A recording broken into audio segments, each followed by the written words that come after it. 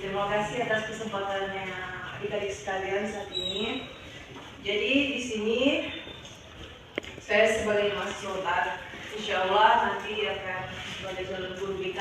Jadi kami disampaikan kepada dosen kami di kampus untuk membiasakan diri di sekolah itu dipanggil ibu, walaupun kami masih mungkin berbeda jauh dengan kalian. Baik, sebelum memulai kegiatan pada pagi hari ini, sebaiknya kita berdoa berjaya dengan kita masing-masing. Berdoa ini.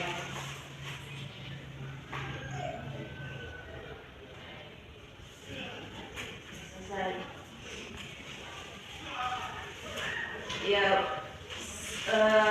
selanjutnya, karena ada pepatah mengatakan tak kenal maka sayang. Jadi mungkin sih sudah saling kenal semuanya, tapi kan kakak belum kenal kan. Jadi pertama kakak, terus lanjut ke adik ini dan seterusnya. Ya, ya perkenalkan nama kakak Maratun Solihah, biasa dipanggil Lara. Perkenalkan nama saya Cita. Perkenalkan nama saya Cita. Perkenalkan nama saya ini. Perkenalkan nama saya Esti. Perkenalkan nama saya. Perkenalkan nama saya Cita. Perkenalkan nama saya Umar. Perkenalkan nama saya Cita. Oke. Baik, selanjutnya. Sebelumnya di sini sudah ada yang pernah melakukan bimbingan kelompok ini? Belum pernah. Jadi kalau bimbingan kelompok itu kegiatan yang dilakukan secara berkelompok. Terus umpama ada temannya kita memiliki masalah, contohnya ini kan, ketika dia menceritakan umpama dia memiliki masalah, terus kita sebagai teman-teman yang lain saling memberikan masukan bagaimana cara menyelesaikan masalahnya dengan mudah. Nah, seperti itu. Terus di bimbingan kelompok itu terdapat 3 asas yang biasanya orang guru-guru BK lakukan. Yang pertama itu asas kerahasiaan, asas keterbukaan, dan asas penormatifan. Kalau yang norma pasti kita semua sudah tahu tuh, norma kan peraturan. Jadi setiap kegiatan ataupun sekolah ini pasti punya peraturan kan. Begitu juga di kegiatan yang kita saat ini bimbingan kelompok itu menggunakan norma atau peraturan. Yang pertama, asas kerahasiaan itu kita harus menjaga rahasia teman kita. Sebab dia tadi menceritakan masalahnya kan, kita tidak boleh setelah sampai di luar kalian gara-gara istri ada punya masalah ini ya, baru ceritakan hari ini. Itu tidak boleh. Itu kita saja tahu. Terus ada orang di luar sana yang tahu tentang masalahnya dia. Terus terbukaan. Nah, dia sudah terbuka ataupun teman-teman yang lain terbuka terhadap masalah yang kalian alami, supaya kan bagaimana caranya kita bisa menyelesaikan masalahnya kalian kalau kalian sendiri tidak terbuka, tidak menceritakan sebenarnya masalahmu ini. Tapi kalau kamu tidak bicara pasti tidak ada teman yang tahu tuh. Jadi tidak ada yang bisa menyelesaikan masalahmu selain dirimu sendiri. Bahkan kau pusing sudah bagaimana cara menyelesaikan masalahmu, sedangkan kau juga tidak tidak menceritakan sama orang lain. Begitu. Terus selanjutnya topik dalam bimbingan kelompok kita hari ini itu yaitu dampak positif hubungan sosial. Ya pas nanti apalagi nanti kalian itu masuk di ranah SMA atau karena ini sudah lulus ya. Oh, tinggal tunggu pengumuman. Tapi sudah daftar ke ya baiklah. Sebelum kita masuk ke permasalahan yang kita bahas, kakak punya sedikit games. Tidak terlalu semuanya berdiri. Ya apa di belakang ya kelihatan. Ya, gamesnya kakak itu pegangin kakak sebut, jangan pegang yang kakak pegang. Jadi, kalau saya bilang mata tapi saya pegang lagu, berarti kalian tetap pegang mata. Ya itu melatih kefokusan. Siapa tahu di sini ada yang masih pikirannya di luar, masih yang pendebesan, kursa tidak lulus ini, bursa sudah mendaftar, kemarin sudah ceritanya ini. Ya tapi insya Allah semuanya lulus ya. Amin. Ya kita mulai sekarang. Kamu lihat siapa yang terfokus di sini. Mulai dari yang kakak bilang itu telinga, betul semua. Hidung, ya betul. Terus kepala, ya betul semua. Dagu, ya betul ya. Terima kasih ya. Ya terus selesai sudah kita punya games. Terus kita selanjutnya masuk ke materi. Tadi kan kita sudah kenal nama semuanya kan. Yaitu dampak positif hubungan sosial. Ada di sini tahu apa itu hubungan sosial? Hah? Tidak ada. Nah, hubungan sosial itu seperti kita sini saling kan, hubungan sosial itu adanya hubungan timbal balik antara satu individu dan individu lain. Contohnya kayak kita berteman, kakak dengan kakak yang berbeda itu kan, itu adanya hubungan sosial karena adanya hubungan timbal balik. Adanya kayak kalau kau punya tugas, terus kau minta salinan sama teman yang satu, itu namanya hubungan timbal balik. Jadi karena ada kepentingan kalian berdua melakukan interaksi sosial atau hubungan sosial. Terus hubungan sosial itu terbagi menjadi 3. Kalau di sekolah itu biasanya itu sering terjadi, apalagi kalau orang yang bagian kan, baik satu kelas ataupun antara kelas. Seumpama ada yang individu dan individu, maksudnya itu individu dan individu itu antara orang yang satu dan orang yang satunya lagi. Kayak yang ini sama yang ini itu individu itu artinya satu orang. Kalau individu dan kelompok bisa jadi 1 orang dengan 3 orang. 3 orang itu dikatakan kelompok karena dia lebih dari 1 orang. Ada juga kelompok dan kelompok seperti kayak kelas A dan kelas B, mereka itu 1 kelompok. Kelas A 1 kelompok, kelas B 1 kelompok. Terus ada juga dampak positif dan dampak negatif hubungan sosial. Dampak positifnya itu kita bisa punya teman banyak, terus kita bisa memiliki banyak kenalan di luar sana kan. Contohnya sekali kalian kalau bagus hubungan sosialnya kalian dengan orang-orang di luar sana kan, jadi pada saat pendaftaran banyak informasi kalian dapat. Begitulah kalau namanya hubungan sosial yang baik. Tapi kalau hubungan sosial yang tidak baik, ya pastinya akan sulit untuk kalian mendaftar kan, karena sulit mendapatkan informasi. Jadi di sini ada yang mengalami, maksudnya seperti sekarang kan lagi mau mendaftar, ada yang memiliki masalah dalam mendaftar, kemudian tidak ada susah dapat informasi atau sulit mencari-cari informasi, tapi teman-temannya kurang suka bagi gitu. Ada? Tidak. Oh, bagus begitu, hubungan sosial dan teman-teman itu bagus. Terus kalau salah satu dampak negatifnya hubungan sosial, ada yang pernah merasakan mungkin dimusuhi oleh temannya karena dia tidak mau ikut dalam satu kelas, begitu ada? Ya ada?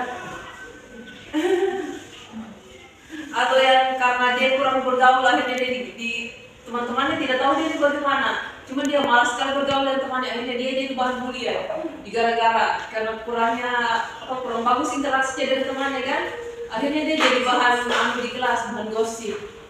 Siapa seperti itu? Ngegosip temannya lagi diam-diam karena temannya mungkin hubungan sosial dengan hubungan sosial dengan teman-teman kelasnya kurang bagus. Akhirnya dia jadi bahan gosip. Itu diam-diam terus, kenapa dia jangan-jangan dia begini, jangan-jangan begini. Akhirnya terlalu banyak jangan-jangan. Jadinya dia kasih menjadi tambah terkecil kan. Nah itu salah satu dampak negatif dari kurangnya interaksi sosial. Kalau kalian sini ada tidak sih yang pernah punya masalah baik dari dalam sekolah ini ataupun dari luar sekolah, masalah-masalah tentang hubungan sosial dengan seseorang, dengan keluarga, itu tiada? Ini loh betul-betul ini cerita siapa yang punya masalah yang sebenarnya ini. Jadi itu intinya kita itu, apalagi kalian ini sekarang mau masuk ke tahap yang namanya SMA. Itu SMA itu ya bukan juga dibilang susah, bukan juga dibilang gampang, sama kayak kakak. Terus sekarang sudah kuliah. itu dibilang susah juga tidak, dibilang gampang juga tidak, tapi itu hanya tentang bagaimana cara kita melakukan interaksi dengan orang-orang di sekitar kita. Apakah kita mampu mengikuti peraturannya, apakah kita mampu menyesuaikan diri dengan mereka. Intinya dimanapun kita berada itu jangan hanya kita anggap oh sekarang masuk kuliah, oh sekarang masuk SMA, dalam lagi saya begini-begini, ujung-ujungnya kon. Tapi kalau kon ikuti peraturan yang ada, kan setiap tempat pasti ada aturannya kan. Di rumah kalian, atau di sekolah, atau di nanti di SMA, SMP di sini dengan SMA di sana itu beda peraturannya lagi. Mungkin di sini lambat beberapa menit boleh lah izinkan masuk, tapi kalau di SMA 5 kamu lambat disuruh pulang. Itu contoh kecil salah satu bedanya bedanya peraturan di setiap tempat. Terus kalau interaksi sosialnya kita tidak bagus dengan guru-guru, kadang-kadang ini kalau interaksi sosialnya kita bagus dengan guru-guru terus kita dekat dengan guru, ya lambat 3 menit boleh lah, masih diizinkan masuk. Kalau masih kita cari alasan bilang, oh asal begini tadi, asal begini, kita jelaskan lagi, ada boleh kan masuk. Tapi kalau kita sudah tidak bagus hubungannya dengan guru-guru, terus kita kurang interaksi dengan siapa atau siapa, pas kita lambat, ya sudah sekolah lambat, tidak usah cuma alasan, cuma ini segala macam kan, pasti tidak diterima. Makanya itu gunanya kita harus lebih meningkatkan lagi hubungan interaksinya kita dengan anak, hubungan interaksi sosialnya kita atau hubungan sosialnya kita dengan orang-orang di sekitar kita. Di sini ada kira-kira yang pernah di kelas itu dia dijauhi lah beberapa temannya begitu. Setelah bawa beberapa lama dari kelas 1 sampai kelas 2, pas kelas 3 dia mungkin bukan juga dijauhi dalam arti, cuman kalian pasti merasa kan ketika itu ada yang pernah begitu? Oh bagus semua interaksi sosialnya kamu dia. Oh ya ampun, bagus semua hubungan yang bagus kan kalau begitu, karena itu menunjukkan kalian itu berinteraksi dengan teman kalian itu selalu berinteraksi hal-hal yang positif. Jadi tidak ada timbulnya yang nama itu dampak-dampak negatif yang dapat menyebabkan permasalahan. Dan itu harus kalian tingkatkan supaya kalian dapat menerima di tempat-tempatnya orang lain. Karena ada di sini yang mau pindah sekolah, sudah SMA tiba-tiba orang tuanya pindah kerja, pindah tugas, terus dia pindah lagi ke daerah mana lagi, supaya gampang diterima orang. Kita harus tahu mematuhi aturan-aturan di situ sama kita dalam berinteraksi sosial. Jangan sudah kita orang baru, kita judes, kita tidak mau mendengarkan nasihatnya orang itu ada pelajaran kita dengarkan itu, jangan cuma tidak mungkin karena yang kita tidak mungkin itu bisa jadi terjadi. Jangan sampai kita tuh menyesal dan akhirnya tidak ada lagi yang bisa kan. Kalau misalkan pasti sudah yang mau diapa sudah terjadi gitu. Jadi hubungan sosialnya kita baik dengan orang-orang di kita, orang-orang yang tidak jauh-jauh dari lingkungannya kita, itu semua insya Allah bisa berdampak positif bagi kita. Jadi di sini kira-kira ada yang bisa menyimpulkan kira-kira dampak positif dari hubungan sosial itu apa, dampak negatifnya itu apa? Tidak ada. Kan sudah kami jelaskan tadi. Maka saja tangan kalian di bawah karena tidak ada. Bersuara saja kalau ada yang mau bersuara ke kanan bilang. Dampak positifnya apa saja kalian akan bilang? Pak, kira ada. Maka saja kalau kalian mau ke semua malu. Karena insya Allah kalian juga akan lewati. Kalau kalian mau jadi guru ya, jadi guru seperti kakak, insya Allah kan akan lewati. Kalau sebelum ada pendidikan siswa seperti kalian, hari ini kalian bisa jadi kakak yang di sini toh. Nanti siapa tahu ada lagi yang menggantikan kakak di sini, tapi dengan sesuatu yang berbeda. Yang satu orang kan nanya kakak, itu di situ dulu. Kamu asal kalau nanya kak ini kamu marah. Kalau saya mau nggak sebegini sekarang, nggak usah sebegini. Ya ada yang bisa angkat tangan bilang Kira-kira apa saja dampak positif dari hubungan sosial yang kalian rasakan sekarang ini? Contohnya saja toh, bisa punya teman banyak. Pas kalian masuk sekolah di SMA 5, apa namanya? Banyak informasi yang kalian dapatin kan? Itu salah satu juga. Terus kalau dampak positifnya, kalau kalian tidak memiliki hubungan sosial yang bagus, pada saat pendaftaran susah mencari informasi. Jadi tahu di mana mau ambil formulir, buta-buta ke sekolah bertanya di sana, ditujukan di sini ada banget lagi, ada apa lagi.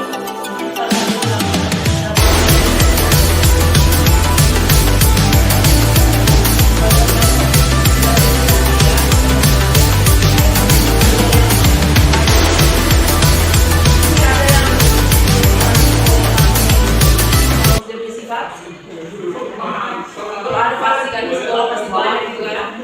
Nah teman-temannya begitu itu kadang-kadang hubungan sosialnya yang salah. Maksudnya bukan salah dalam artian dia yang salah atau yang gimana. Tapi mungkin itu faktor lingkungan karena hubungan sosial itu juga dipengaruhi oleh lingkungan. Tentu saja dia berhubungan dengan orang yang memiliki faktor sosial yang baik, akhirnya dia ikut begitu ya. Jadi kalau saran kakak ini ya, untuk mempermudah kalian, jangan suka gimana. Kalau punya teman cowok yang nakal atau punya teman cewek yang nakal, berteman saja seperti selayaknya teman-teman biasa berteman, tapi jangan sampai kau terjerumus sama mereka. Maksudnya jadi nakal juga seperti dia. Cuma cukup berteman saja. Oh iya, saya berteman dengan dia, tapi kalau dia nakal, saya tidak. Begitu. Jadi jangan sampai kau yang mau sama dia. Jadi kau yang ikutan apa namanya? Ikutan nakal. Jangan. Jadi dalam memilih teman itu juga salah satu faktor yang mempengaruhi dari orang.